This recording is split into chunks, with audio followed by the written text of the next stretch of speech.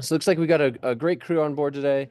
I think I saw Brian come on in, which is perfect. We got a really exciting meeting lined up. Uh, we are going to, so for those of you who are new and have found your way here through LinkedIn or just a referral, this is the NSGIC 3DEP for the Nation interest group meeting. NSGIC is in a cooperative agreement with USGS to provide content and help coordinate state activity around the collection of 3DEP LiDAR data across the nation. So today, we're going to hear a USGS update. Brian's got a couple of cool images to provide based off of the work done in FY24. I'll provide some 3DEP for the Nation project updates. And then typically I put reminders at the end, but because we have a presentation today, I'll do them first. And then we're going to hear from Ari Isaac from Ivari Labs about the use of 3DEP in urban lighting. So pretty excited to hear about that use case. It should be really interesting. I always love creative ways to use LiDAR and derivative products that come from it. So with that, Brian, are you prepared for an update? Yeah, I'm good, Jordan. Awesome. Did you jump ahead one, or is that yeah, that one? I'm sorry. Is that the one? Okay. I think saw several of you last week, and I gave a quick update on, I think it was Tuesday morning. And so I'm gonna be pretty quick here because I'm excited to hear this presentation about the lighting stuff. I think that's really cool. Okay, so uh, FY24 wrapping up today. I can't believe it's going to be the new fiscal year tomorrow. Happy to learn that our friends in Congress passed a CR for at least through the middle of December. So yeah, status for this year for the DCA was 14 projects in 13 states. Totaling just over 99,000 square miles and total project value of just over 27 million. The partner funds, other than USGS, FEMA headquarters, and NRCS central money, Deer Lane's money, it's $15.6 million. And then for non-DCAs or federal partnerships, we had just under 220,000 square miles at a total project value of just a hair under 70 million. And again, partner funds there outside of USGS and FEMA and NRCS headquarters, $17 million. The majority of that money would have been, that 70 million would have been USGS and FEMA and NRCS central money. So typical funders for our federal partnership projects.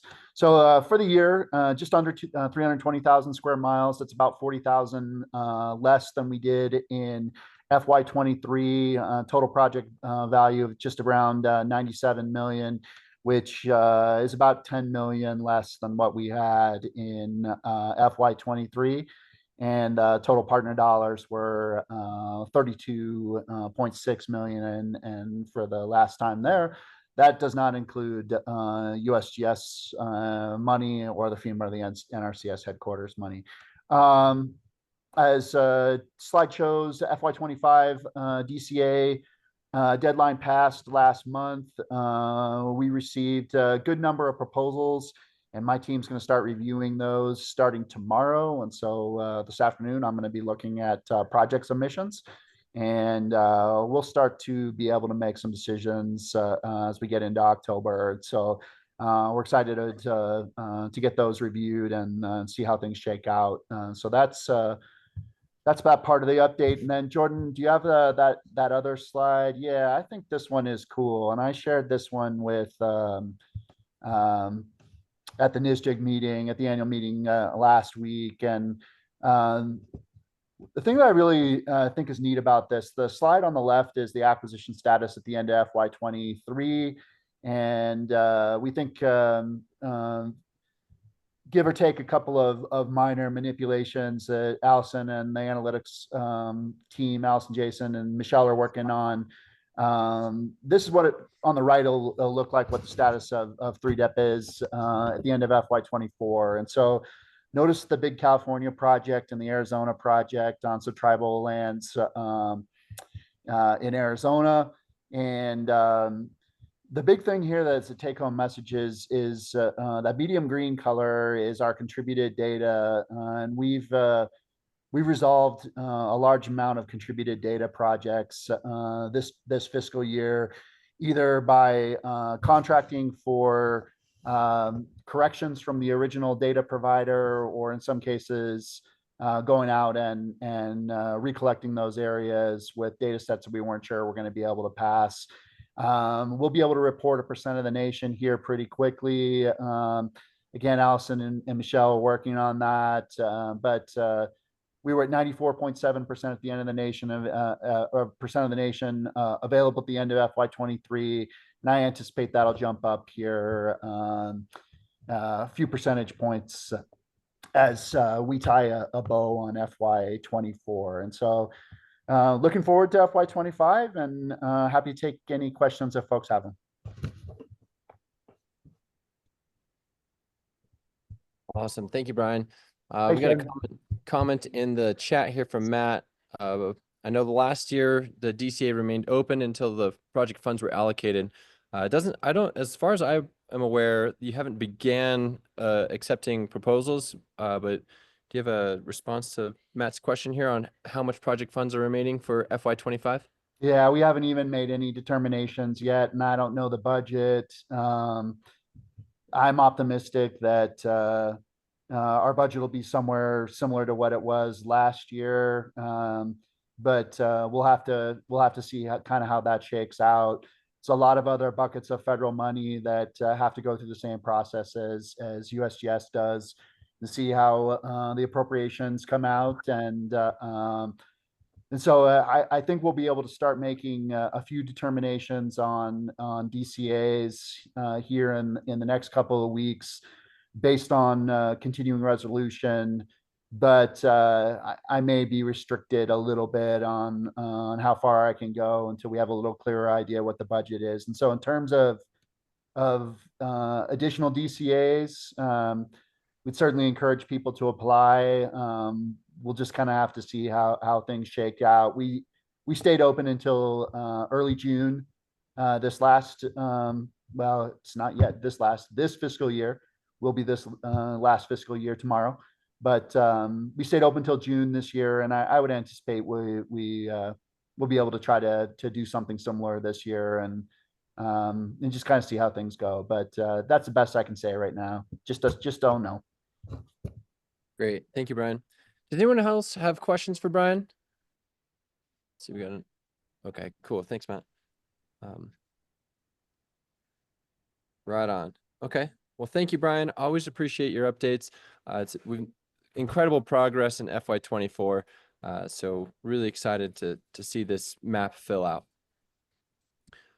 On the NSGIC side of things, we have been working on a few items to help support the program, to align state effort with USGS, with the USGS initiative.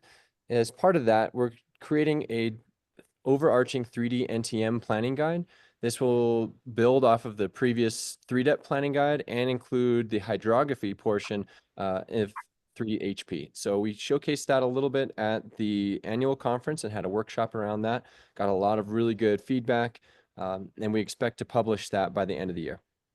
Other things we got working on is the 3DEP user group on LinkedIn. I suspect some of you might have found your way here from that user group. If you haven't joined the 3DEP user group on LinkedIn yet, I highly encourage you to do so, and share any of your stories on how you're using the data and other things you're doing. And thank you, Lindsay, for dropping a link to the new 3DEP for the Nation Hub, which we just recently published. That's where you can find all sorts of information on 3DEP, what states are up to. You can access federal elevation resources like the new FTN viewer, the LiDAR Explorer, and BaseSpec. Really, we want the 3DEP for the Nation Information Hub to be a great resource where you can kind of connect to really anything that you're looking for in terms of elevation, especially with regard to 3DEP. So if you take a look at that, I'm super open to feedback. So if you think anything is missing or should be included there, please let me know, and I'll post my email at the end of this so you can get a hold of me. Also started a series of state LiDAR program highlights. I try to capture a really nice hero shot of a city using 3D data. I really love raw point clouds, so you guys might have seen some of those coming through the socials. And then I also really like to tie into like how has that state chosen to organize its LiDAR acquisition program? Is it a creature of an agency? Is it legislatively mandated? And then give a little update on where they are in their program. So check that out. If you have any recommendations on what state to feature next, I'm all ears. We're also working with states, federal partners, and vendors to address the contributed data challenges. Brian just mentioned that a little bit. There's the light green portions of that map. But we're trying to gather some data to understand the scope of those challenges and really add some guidance on how each of those stakeholders can move forward to help resolve and mitigate any issues from that moving forward. And then last but not least, working with a group of state GIOs to organize information around how states structure their LiDAR programs. Everyone does it a little differently. So gathering information on how is the budget organized? Where does it come from? What kind of vendors and partners and solutions are you using to host, serve, and QA/QC the data? And that's meant to be an informational content so that states can easily coordinate and learn from other states and just hone and select how they want to set up their program based on other states' experience. So that's what we've got going on the NSGIC side of things. I'm happy to take any questions as well, if anyone has any. And my email is always open for feedback. So if anything comes up, don't hesitate to send me an email about the hub or content ideas that you have if you want to showcase interesting use cases. So I'll leave some space for questions or comments if anyone has some.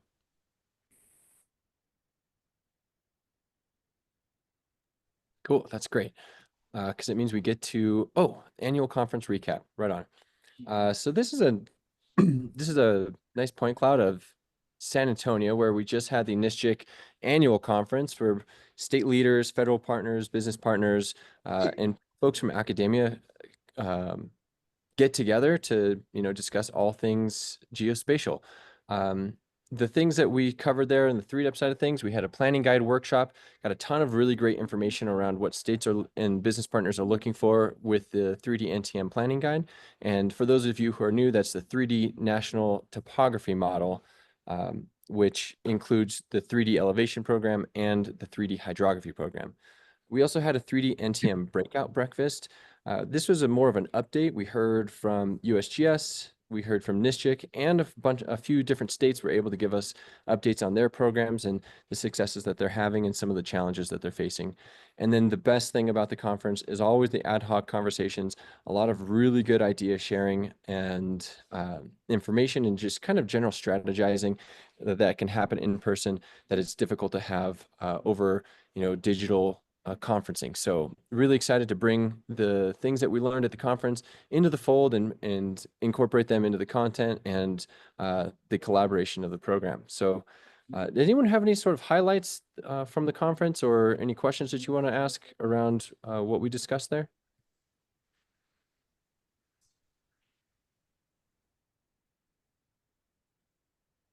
Cool. Okay. Well, I'm super excited for what's coming up next. We have a state team meeting on the 2nd. That's Wednesday. We'll have a little bit more of a recap on the annual meeting for states who weren't able to get there. I'll have a few more details and go into a little bit more depth for the state team. We also are going to begin the year 2 of the 3D for the Nation Cooperative Agreement with USGS. So excited to continue with this project and support the LiDAR acquisition nationwide. And then November 6th, we have another state team meeting. Stay tuned for the next info meeting. I'll be lining up another use case for that, looking to target either December or January for the next information group meeting. So with that, I'm going to hand it off to Ari Isaac of our labs. He's developed an incredible tool that incorporates 3D data to analyze street lighting so that we can reduce waste, put lighting where we want it, and make more efficient cities. So Ari, I'm going to stop my sharing and you can go ahead and begin yours. You are also a co-host, so if anything happens, we should be able to continue. So Ari, with that, I'll hand it off to you. Hi, everybody. Can you hear me? I can hear you great. Okay, great. And then I want to present my PowerPoint. Okay, and then, wait, oops, and then I want to share my screen. Okay, just click share, and I want to share too. Okay, can everybody see my slides? Yes, sir. All right, awesome. So actually, the first thing I want to do is share with you. Part of this presentation is a I'll just jump ahead real quick and then I'll jump back. Part of this presentation is a demo. So if you want to go to this website, maybe we can copy and paste it into the chat. Do I have to jump out of Excel or jump out of PowerPoint to do that?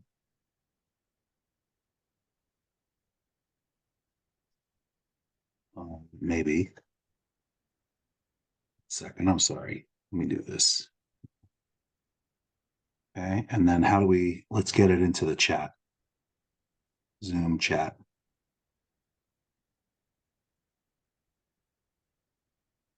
Nope, don't want to do that. All right, well, anyway, you guys can see this, maybe 1D, 0ZKU2. Maybe somebody can get that in the chat real quick because I can't figure it out. Anyway, let's jump into this. Enough Yeah, sort Ari, of. I'll look it up and paste it in. Okay, appreciate it. So let's go back.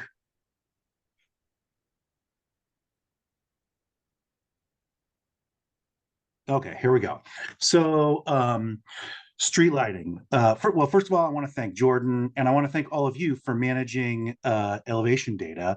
I've been a GIS professional for 25 years and use it all the time. And I never really understood where it came from. It was just you go to the national map and you download the most recent data or the data that you have. And it's always useful, whether I've been doing biology work or whatever in my career.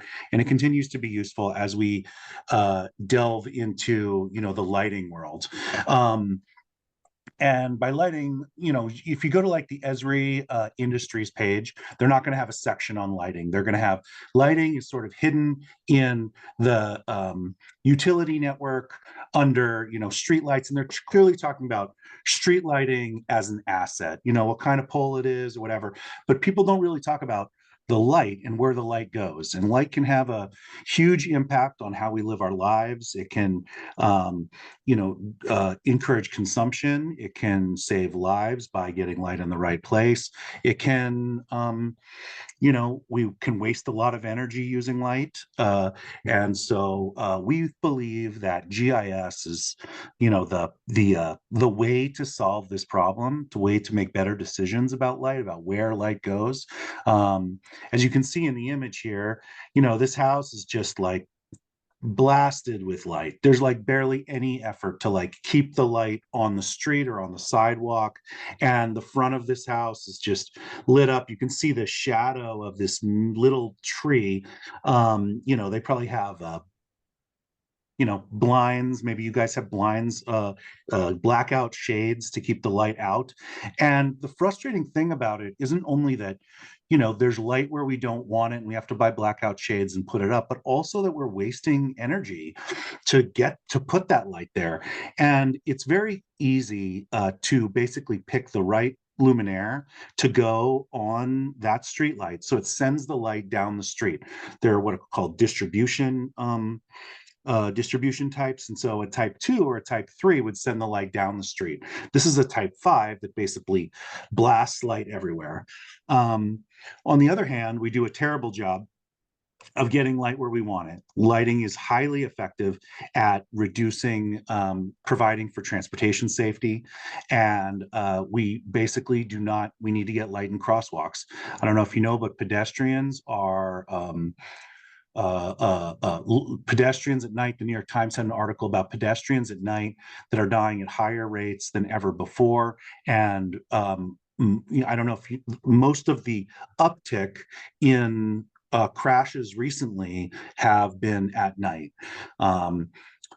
Most crash about half the crashes happen at night, but only a third of the driving happens at night, which means that about nighttime crashes have about 4 times the rate of daytime crashes. So we can use light effectively. Also, light is not controversial. People don't like, there's all kinds of issues about putting in roundabouts or even, additional trees or things like that. Light is not controversial, and improving lighting is also inexpensive. And so we believe that this is a great way to bring value. I really quickly wanted to back up and just tell a quick story. I don't know if all of you grew up in this kind of house, but I grew up in this kind of house, and I'm the dad in this house where, dad goes through the house, like turning off the light, like just, you left the bathroom, flick the switch. That's why they put the switch right next to the light, right next to the door. So you can flick the switch. Anyway, we just are wasting light across our cities everywhere. And, I see myself as like using GIS as a tool to help do that for cities. By the way, this is a monumental problem that correlates to a ton of energy savings and a ton of, saved lives. There are 60 million streetlights in the United States. That's about 1 streetlight for every 2 homes, or 1 streetlight for every 5 or 6 people, 5.5 people in the United States. And they're running every night, and they're also not, a lot of them are LED, but I would say the average light in the United States is about 100 watt.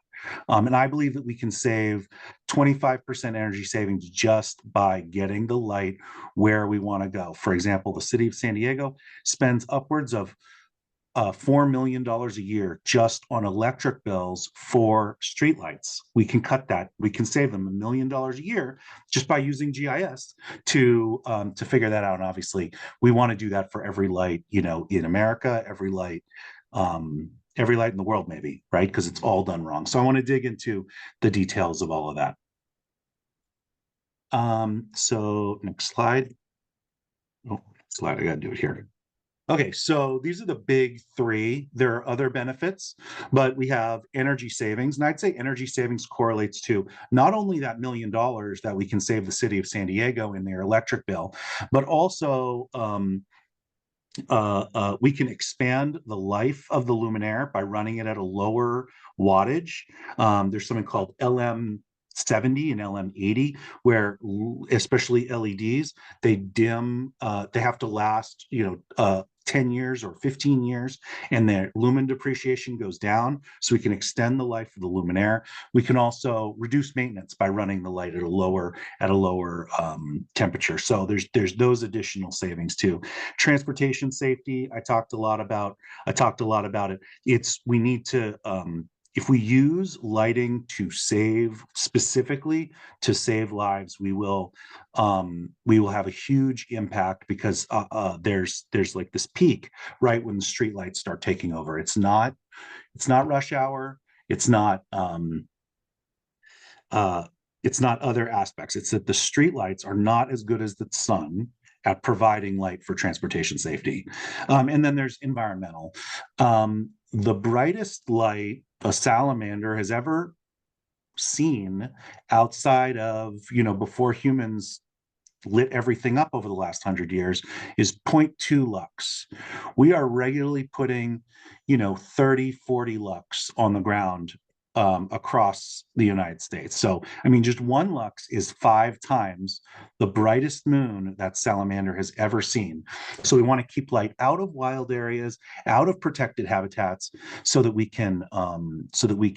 they can live without, just a bright shining light. I think about, I think they used light in like Abu Ghraib and stuff like that to like keep people awake.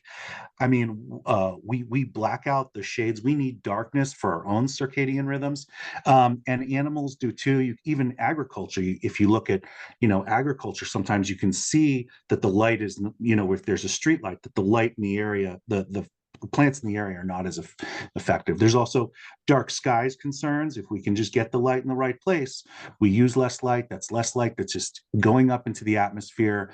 You know, over 50% of our skies are polluted in the United States. In Europe, it's actually worse. In the Northeast, it's worse than that. So just getting light in the right place is absolutely critical.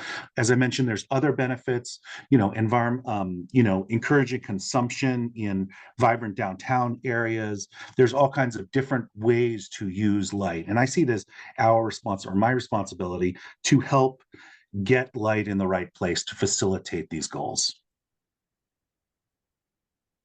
Okay, so let's dig into how this is done today. I don't know if you can see this so well, but I'll explain what's going on. Basically, they don't use maps, right? And so I saw this as just a huge opportunity to bring GIS to it. This is the city of Las Vegas. They have typical roadway lighting, and they say if it's less than a 50-foot right of way and the light's on the single side, these two luminaires are the approved ones.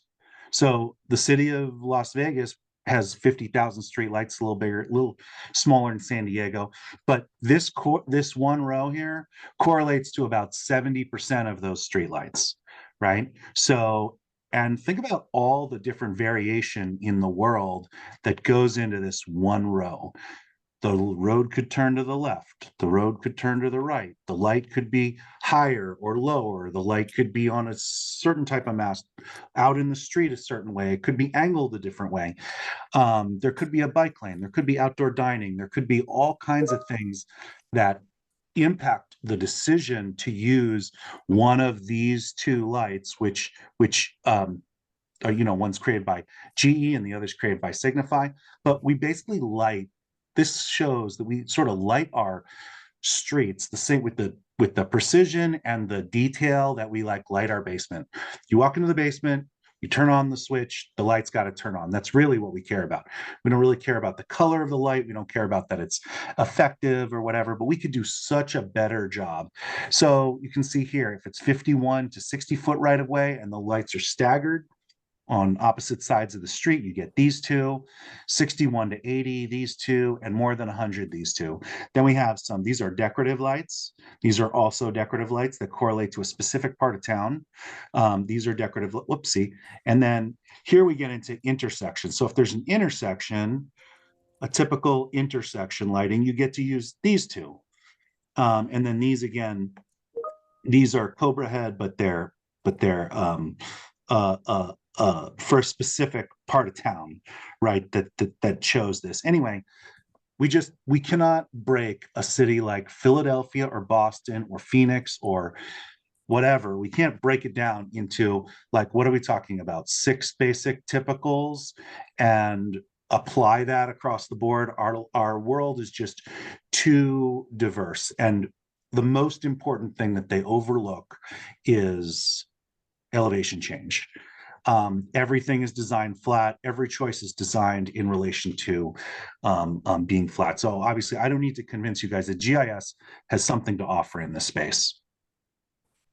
So I wanted to add this slide. This is what a typical layout looks like. So behind each of these rows is a typical layout that shows the amount of light that's falling. But I mean, this design correlates to every street that resembles this street or this intersection, and these are the lighting levels. Obviously, it's done flat.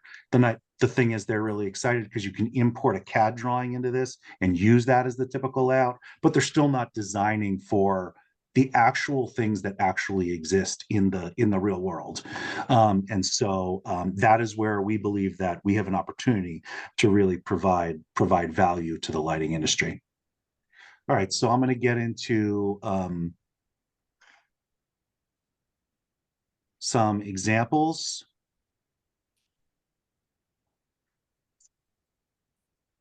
All right, and hopefully everyone playing around in this while I'm playing around in this doesn't slow everything down. So the first, how does this work, right? So this is our traditional GIS Esri environment. There we go. So we have a street light. And then there are these files called IES files. They describe the horizontal and vertical angles with which the light leaves the luminaire. And I really quickly want to talk about the characteristics of light as opposed to other characteristics, other I don't know, phases, or I'll just get into it. So like water, right? Water is very hard to push up hills. I know in California, we spend a lot of our electricity shipping water and pushing water up hills so that it can flow downhill. So that's a characteristic of water that correlates to, you know, our elevation change, slope, and that I'm sure your DEP data is used for every single day to solve these kind of problems. On the other hand, electricity, right? We can send electricity really far through using distribution lines and transmission lines, but we need to send it at a specific voltage. And then when we get closer to using it, we need to step it down with transformers. I'm not an electrical engineer or anything like that. But the important thing about this is that when we talk about the characteristics of light, first of all, it travels at the speed of light. Light also goes in straight lines. And light also it's stopped when it hits a wall. It's stopped, and you realize the light once it's stopped. Another characteristic is that it loses intensity at what's called the inverse square law, right? So we built the tool where we import this IES file that describes the initial candela value, and then we've created and the horizontal and vertical angles with which the light leaves the luminaire. So this is the initial candela value, the horizontal and vertical angles, and then we follow that down to the ground using elevation, of course, because why would you not use elevation? Whenever we run this, we use elevation because light can travel really, really far if it's not stopped.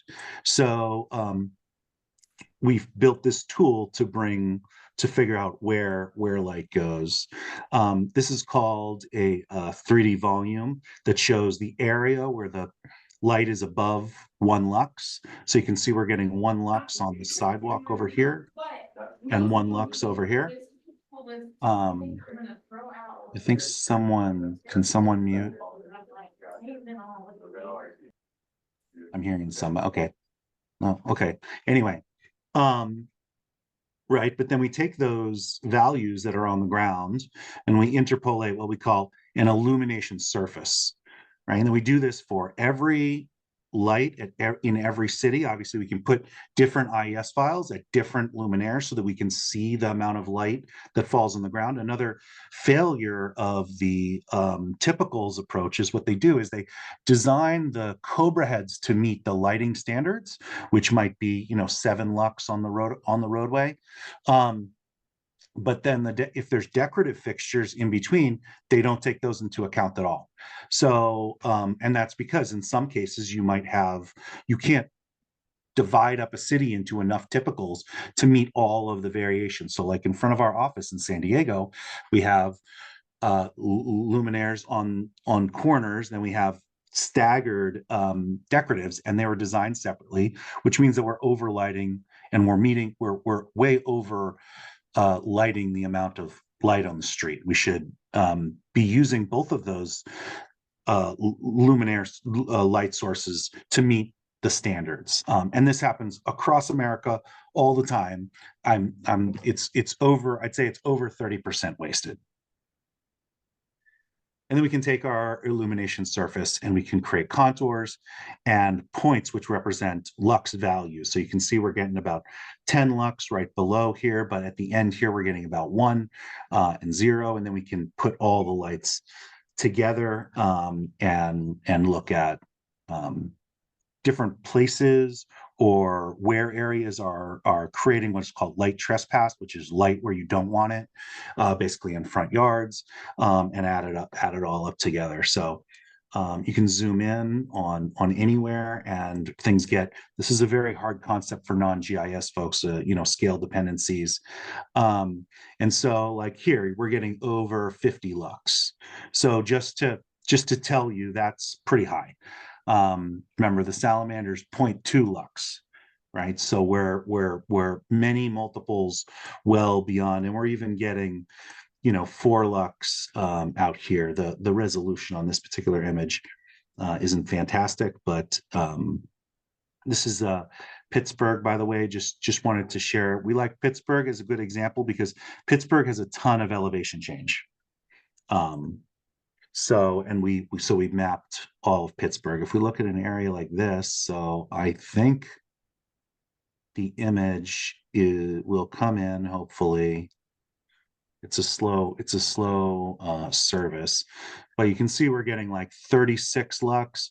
Generally, we should be at around 7 lux on a street like this. Here we're getting upwards into the 85 lux range. And so I'm going to count to 10. I'm going to count to 5, and hopefully the image comes in. 4, 3, 2, 1. No, it's not coming in. I don't know what the problem is. It's coming from the city of Pittsburgh. But obviously it's really valuable to be able to look at places where there have been lots of crashes, look at places where crimes have occurred. I think different types of crime are impacted by lighting differently. Stolen cars and things like that. You may want to use light to impact those crimes. But let's get into some elevation stuff. So this is Canton Avenue. This is the steepest street in the world, which I thought this group would be really interested, or steepest street in the United States. It's a debate between Canton Avenue and some street, I think, in Ireland. I think it's in Ireland. I don't know.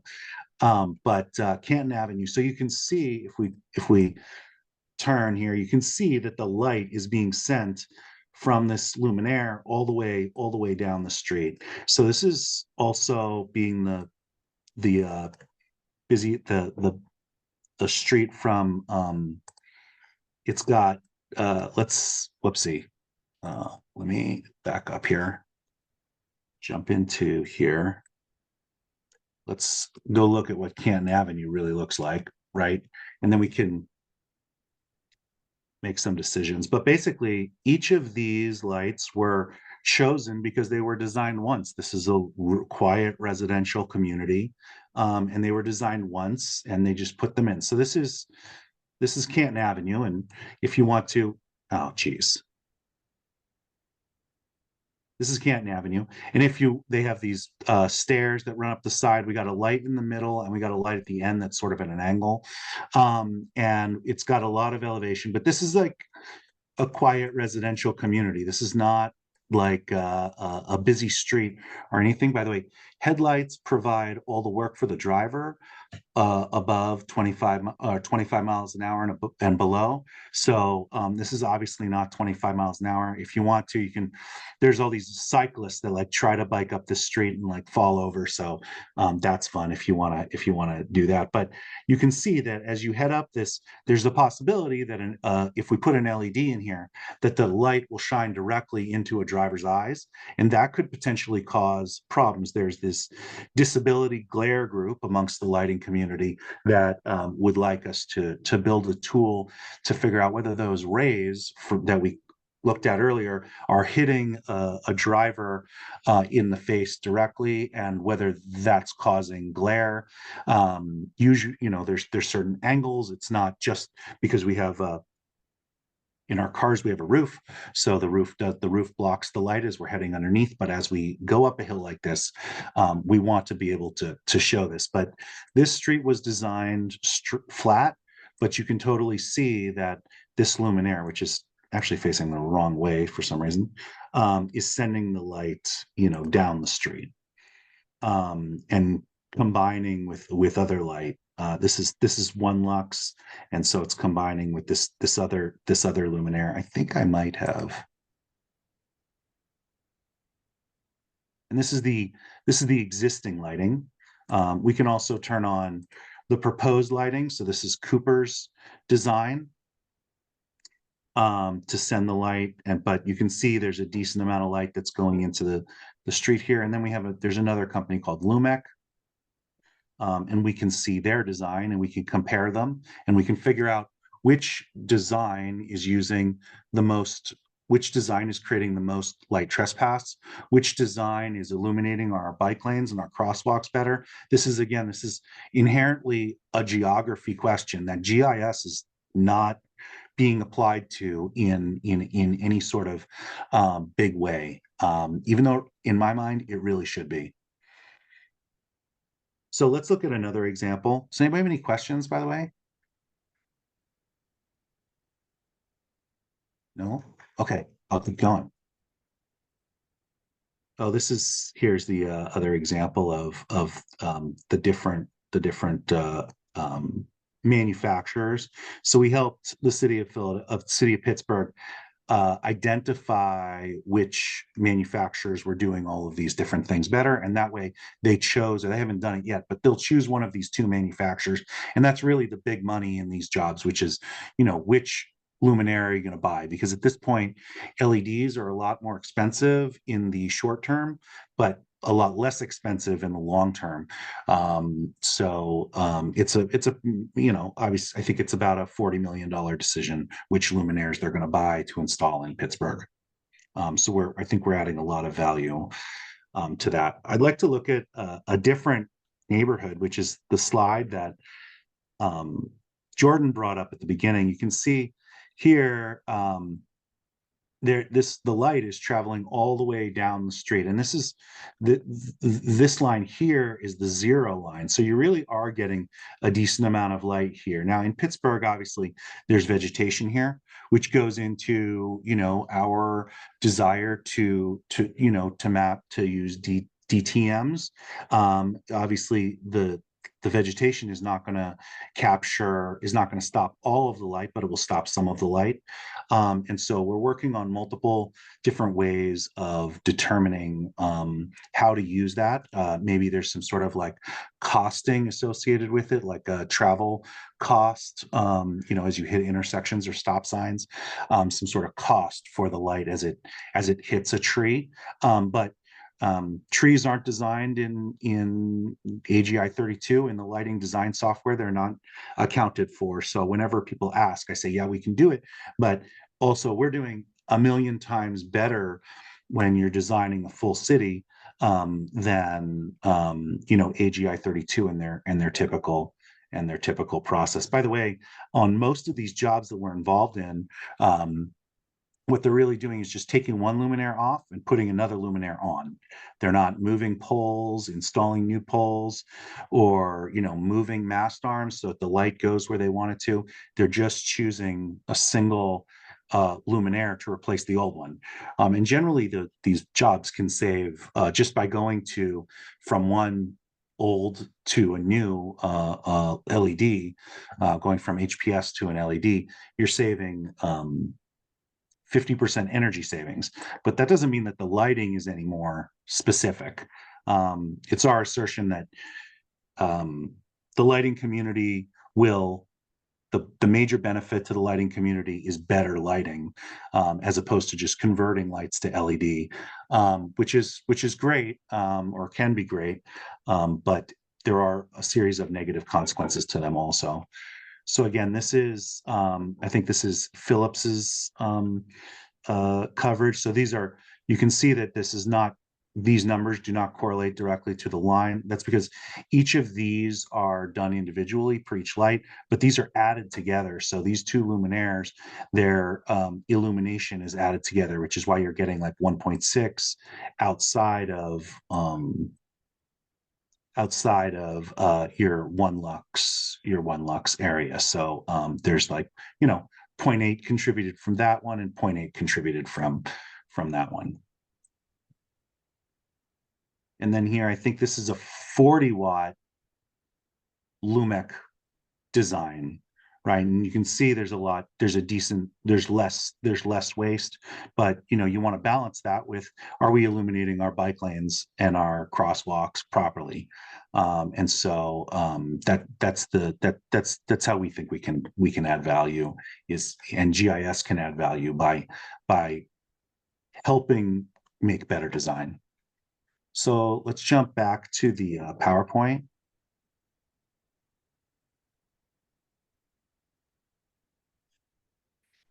All right, so how do we actually use this, right? When we run, we call it Ivari Lux. When we run Ivari Lux, we always use illumination data. I don't care if we're talking about uh, the flattest prairie in Kansas or whatever, right? We have to use illumination, or we have to use elevation data to take as one of the primary inputs to the tool. So what we do is we go to the national map, the downloader, we find our points. This is copied out of a tutorial, so this is the area that I was using for the tutorial. We draw a polygon around our area. Then we expand the digital elevation. We look for the 1 meter DEM to show the coverage, because those are the most accurate DEMs that are available, or highest precision DEMs available.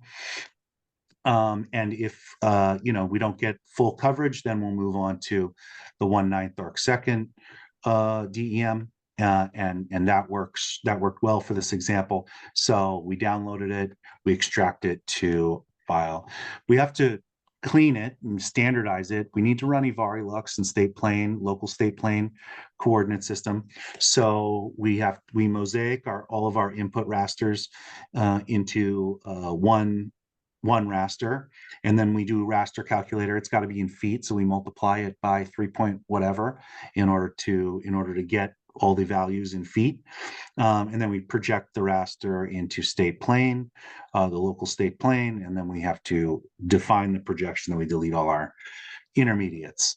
But we do this every day, all the time, for cities across the United States to help make these particular decisions work and make the product work. But this is our process of using your data. We really appreciate that it's available, and it is correlating to clearly better decisions, especially in a place like Pittsburgh that has a lot of elevation change. And I think that's it. That's me. Does anybody have any questions or comments or ways you think I can improve my process, or tools that I might be missing?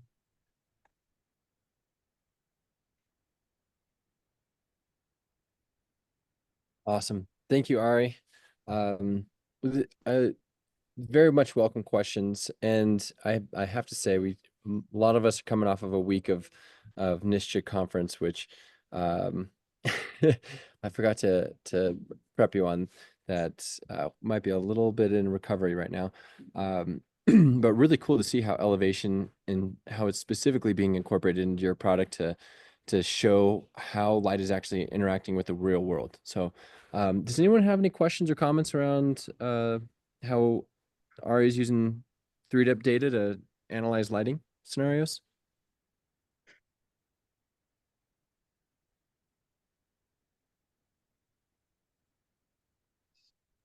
Thank you, Chris. Appreciate the comment in the chat. Great. All right, awesome. Ari, I appreciate you putting this presentation together, and we'll package this up and distribute it on the My NSGIC 3DEP for the Nation interest group community, as well as in the 3DEP user group on LinkedIn. If anyone has any questions for Ari, he included his email there. I'll also include that in the materials that I sent out. But always love hearing really cool uses of 3DEP data. It's one thing to collect the data, which is a huge monumental lift. But the whole reason we do that is to see it in action. So thanks for putting this data to great use to reduce our wasted light.